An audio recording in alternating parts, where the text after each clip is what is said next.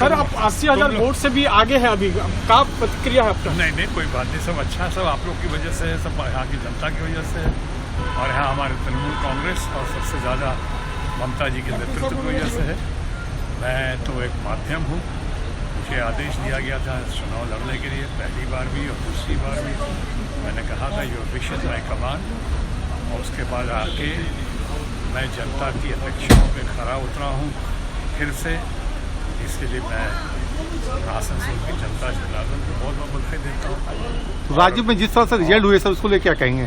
जी, राज्य में जिस तरह से तृणमूल की जीत हुई है, मैं शुरू से कह रहा था, अगर आप लोगों ने मेरा पुराना देखा और मैंने आपके चैनल पर भी कहा था कि ममता जी चाहे जो भी कह रहे हैं, कहने दो उन लोगों को, जो गोदी मीडिया के लोग हैं, जो मोदी मीडिया के लोग हैं, जो प्रचार तंत्र का हिस्सा बन रहे हैं, जिस तरह से इन्होंने बातें की, और सारे के सारे करीब जितने एग्जिट पोल्स हैं सब गलत नहीं निकले। मुझे दुख के साथ कहना पड़ रहा है, सब झूठे साबित हुए।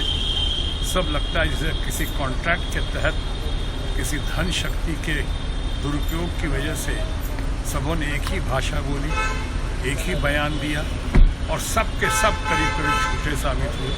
मैं शुरू से कहता था कि ममता बनर्जी के व्यक्तित्व का जादू सर चढ़ के बोलता है, उनका नेतृत्व है, उनका सपोर्ट बेस है, जो लोग ममता जी को, और ख़ासकर यहाँ की महिलाओं में जितनी उनकी पकड़ है, जितनी उनकी फॉलोइंग है, देश में किसी नेता की कहीं नहीं होगी जो ममता जी की है।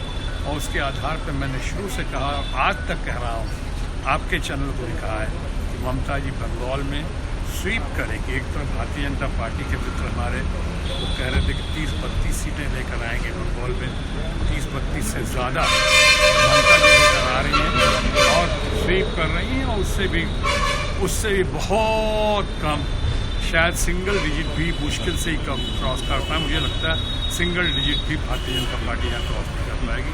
इनकी कहने और करने में, कथनी में और कहने में बहुत आसमान ज़मीन का फर्क है। इस बार दिखाई पड़ गया। मुझे पूरा विश्वास है कि इंडिया गठबंधन, यूनाइटेड ऑपोजिशन जमकर सामने आएगी, और ममता बनर्जी इस बार चुनाव के बाद, जैसा मैं शुरू से मानता रहा हूँ, कहता रहा हूँ, कि एक गेम चेंजर बनकर उभर कर आएगी, और वो वक्त आ गया है। Thank you.